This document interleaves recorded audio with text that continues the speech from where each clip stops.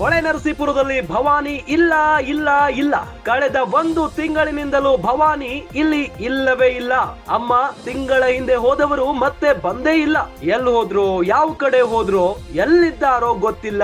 ಎಸ್ಐಟಿಗೆ ಈ ರೀತಿ ಉತ್ತರ ಕೊಟ್ಟಿದ್ದಾರೆ ಮನೆ ಕೆಲಸದವರು. ಭವಾನಿ ನಿವಾಸಕ್ಕೆ ಇವತ್ತು ಭೇಟಿ ಕೊಟ್ಟಿದ್ರು ಎಸ್ಐಟಿ ಪೊಲೀಸರು ಕೇಳ್ತಾ ಇದ್ದಂತೆ ಅಮ್ಮ ಇಲ್ಲ ಅಂತ ಮನೆ ಕೆಲಸದವರು ಉತ್ತರವನ್ನ ಕೊಟ್ಟಿದ್ದಾರೆ. ನಿಗೂಢ ಸ್ಥಳಕ್ಕೆ ಭವಾನಿ ರೇವಣ್ಣ ತೆರಳಿರುವ ಸಾಧ್ಯತೆ ಇದೆ. ಎಸ್ಐಟಿ ತಂಡಕ್ಕೆ ಭವಾನಿ ರೇವಣ್ಣ ಅವರನ್ನ ಹಿಡಿಯೋದೇ ತಲೆನೋವಾಗ್ಬಿಟ್ಟಿದೆ.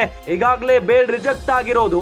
ಯಾವುದೇ ಕ್ಷಣದಲ್ಲೂ ಕೂಡ ಅವರನ್ನ ಅರೆಸ್ಟ್ ಮಾಡುವ ಸಾಧ್ಯತೆ ಇದೆ. ಬಂಧನದ ಭೀತಿಯಲ್ಲಿ ಭವಾನಿ ರೇವಣ್ಣ ಅವರು ಪರಾರಿಯಾಗಿದ್ದಾರೆ. ಹೊಳೆ ನರಸೀಪುರದಲ್ಲಿ ಭವಾನಿ ಅವರು ಇಲ್ಲ. ಹಾಗಾದ್ರೆ ಎಲ್ಲಿ ಹೋಗಿದ್ದಾರೆ ಭವಾನಿ ರೇವಣ್ಣ? ಇದು ಕುತೂಹಲಕಾರಿ ವಿಚಾರ. ಕಳೆದ 1 ತಿಂಗಳಿನಿಂದಲೂ ಭವಾನಿ ಹೊಳೆ ನರಸೀಪುರದಲ್ಲಿ ಇಲ್ಲವೇ ಇಲ್ಲ ಅನ್ನೋ ಮಾಹಿತಿಯನ್ನ ಅವರ ಮನೆ ಕೆಲಸದವರೇ ಕೊಟ್ಟಿದ್ದಾರೆ.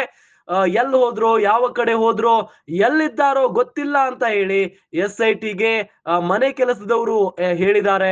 ಭವಾನಿ ನಿವಾಸಕ್ಕೆ ಇವತ್ತು ಎಸ್ಐಟಿ ಪೊಲೀಸರು ಭೇಟಿ ಕೊಟ್ಟಂತ ಸಂದರ್ಭದಲ್ಲಿ ಪೊಲೀಸರು ಅವರನ್ನ ಪ್ರಶ್ನೆ ಮಾಡಿದ್ದಾರೆ, ಅಂದ್ರೆ ಮನೆ ಕೆಲಸದವರನ್ನ.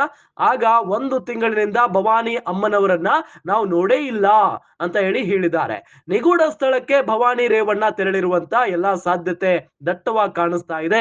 ಎಸ್ಐಟಿ ತಂಡಕ್ಕೆ ಈಗ ಭವಾನಿ ರೇವಣ್ಣ ಅವರನ್ನ ಹಿಡಿಯೋದೆ, ಹುಡುಕಾಡೋದೇ ದೊಡ್ಡ ತಲೆನೋವಾಗ್ಬಿಟ್ಟಿದೆ.